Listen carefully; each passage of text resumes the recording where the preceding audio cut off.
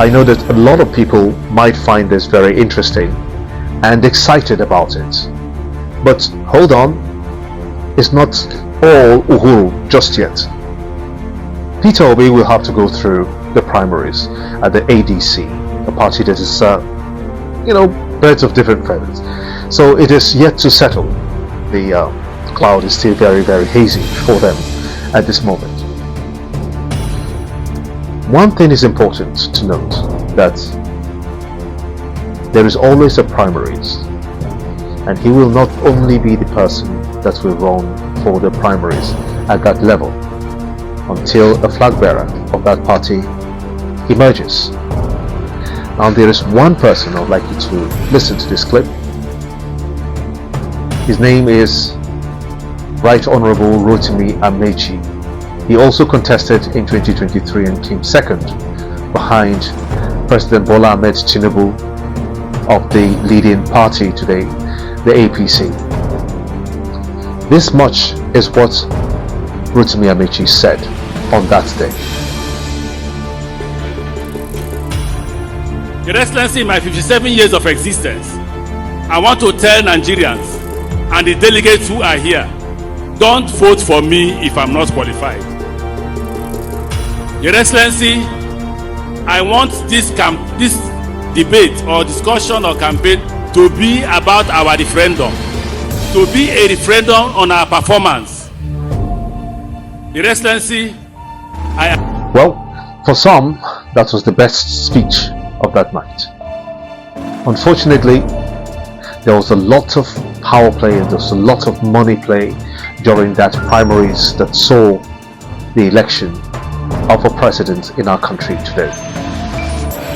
But what is more important is that INEC, the arbiter, has made its announcement, and we are duty bound as countrymen to stick to what INEC says.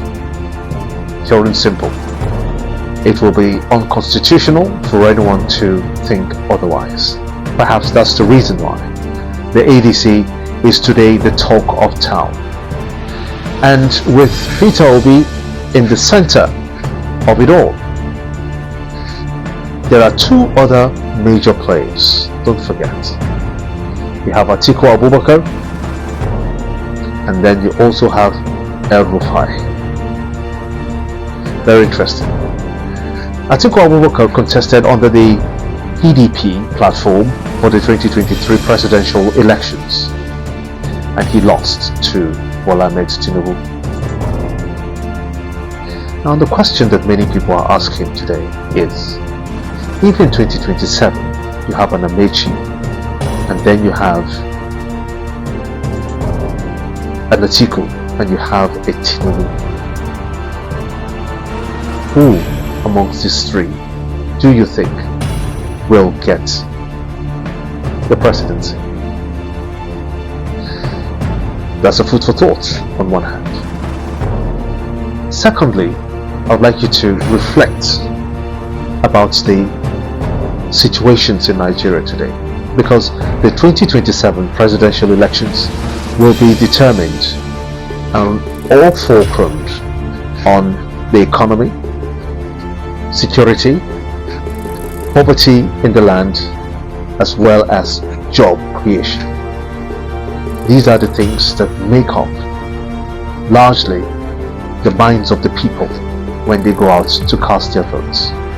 But you have INEC on one hand, and then you have the courts also on the other hand. So it's a complete complex for Nigeria, where you can have someone who came fourth in an election pronounced by the courts as the winner of that election. Yes, it happens in Nigeria.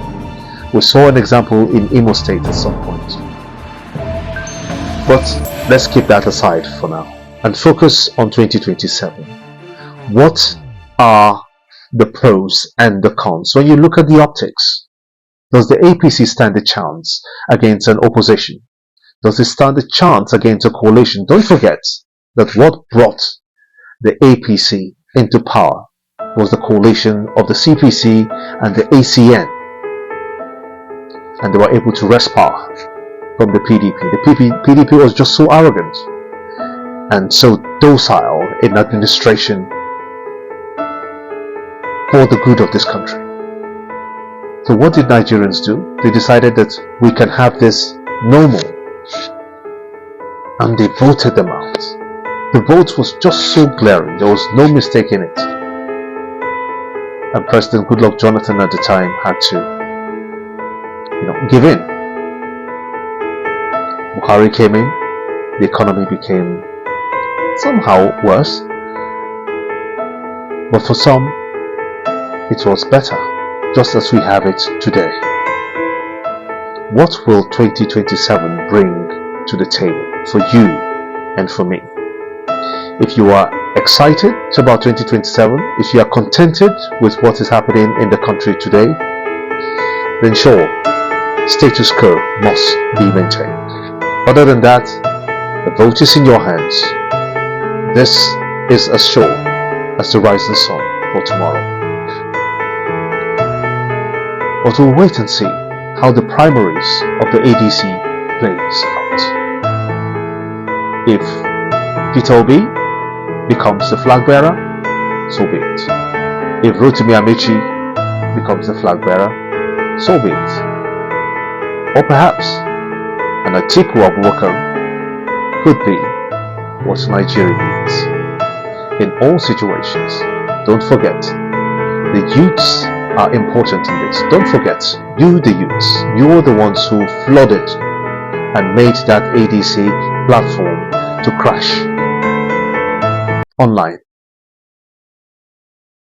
With that energy, the power is in your hands to choose what you want in 2027. And it's with that I wrap up Front Row Politics today. Keep the dial on. We shall continue to analyze these issues for you as they come.